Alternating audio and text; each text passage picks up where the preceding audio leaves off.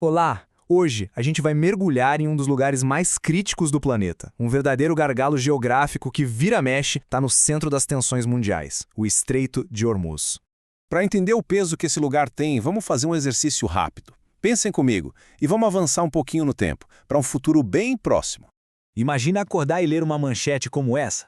É fictícia, claro, mas ilustra perfeitamente o tipo de evento que poderia jogar o mundo numa crise instantânea. É um cenário que, olha, governos e analistas de segurança temem há décadas. Nesse cenário que a gente imaginou, de ataques e retaliações, o fechamento do estreito seria o estopim. E isso nos leva a uma pergunta que não quer calar. O que acontece quando essa artéria vital do comércio mundial simplesmente para de pulsar? Ok, vamos destrinchar isso. Para entender as consequências de uma crise ali, primeiro a gente precisa entender a geografia do lugar. O que exatamente faz de Hormuz o que os estrategistas chamam de choke point, ou um ponto de estrangulamento?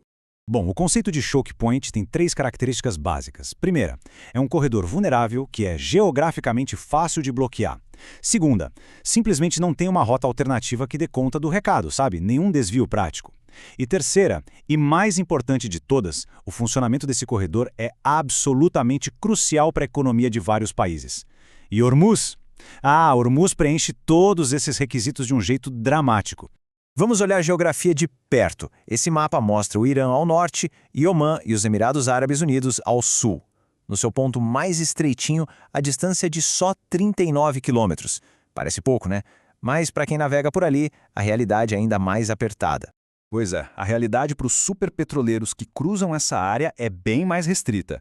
Por causa da profundidade da água e das regras de segurança marítima, o espaço de manobra de verdade é muito menor. A passagem vira um corredor de fato. O tráfego ali é super organizado num sistema bem rígido.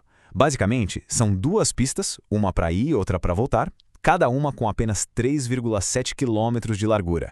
E ainda tem uma zona de segurança no meio. É um espaço incrivelmente apertado para os maiores navios do mundo.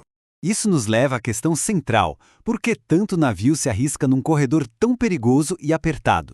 A resposta é simples: o volume e o valor do que passa por ali todo santo dia são astronômicos.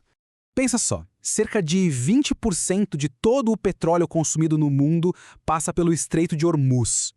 Todos os dias. É quase um quinto de todo o fornecimento global vindo de gigantes como a Arábia Saudita, Iraque, Kuwait e Emirados Árabes. E não é só petróleo, não. Cerca de um terço de todo o gás natural liquefeito do mundo também depende dessa rota. A maior parte vem do Catar, que é o maior exportador mundial. E tem mais uma mercadoria super crítica. Quase 33% dos fertilizantes do mundo, como o enxofre e a amônia, que são essenciais para a agricultura global, adivinha?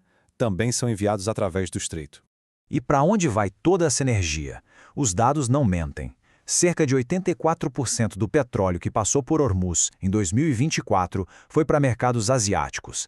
É o que alimenta as economias de potências como China, Japão, Coreia do Sul e Índia. Com tanto em jogo na economia, a gente entra direto na geopolítica. O Irã, com a sua costa dominando o estreito, tem uma capacidade única de ameaçar essa rota. Mas, como vamos ver, fazer isso traz riscos gigantescos para o próprio país. É aqui que o cálculo de Teherã fica complexo. De um lado, eles têm o poder. Uma doutrina de guerra assimétrica com minas, mísseis e um enxame de lanchas rápidas para incomodar marinhas muito mais poderosas. Do outro lado, o risco. Um conflito direto com os Estados Unidos, o colapso da sua própria economia e o isolamento diplomático, até mesmo de parceiros como a China e a Índia. Como essa citação resume muito bem, mesmo que o Irã conseguisse fechar o estreito na marra, seria uma vitória que se autodestrói. O choque na economia seria catastrófico para todo mundo, inclusive e talvez principalmente para o próprio Irã. E isso nos leva direto ao impacto global. Uma crise em Hormuz não fica contida ali no Golfo Pérsico. Ela cria um efeito dominó que atinge um mundo inteiro, sem exceção. A gente logo pensa no preço do combustível, né? E com razão. Mas a onda de choque vai muito além. A bagunça nas cadeias de suprimentos afeta inúmeros outros setores de formas que a gente nem imagina. Olha só a lista de produtos do dia a dia que seriam afetados: plásticos e químicos que vêm do petróleo, carros, máquinas e eletrônicos da Ásia e até alimentos, como arroz, que já ficaram retidos em crises anteriores. E mesmo sem um bloqueio total, só a ameaça já faz o custo do frete e do seguro disparar. As seguradoras podem simplesmente se recusar a cobrir navios na área, tornando a viagem cara demais ou até impossível. Ah, mas e as alternativas? Não dá para desviar? Então, a resposta é que elas são bem limitadas. Os oleodutos que existem na região conseguem desviar menos de 20% do volume que passa por Hormuz todo dia. Ou seja, não tem plano B. Não existe solução rápida e completa. Tudo isso nos deixa com uma pergunta bem inquietante.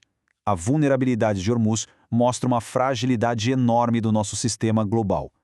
Se o comércio mundial depende tanto assim de umas poucas passagens geográficas, a questão não é se vai haver outra crise, mas sim onde e quando o próximo ponto de estrangulamento vai aparecer.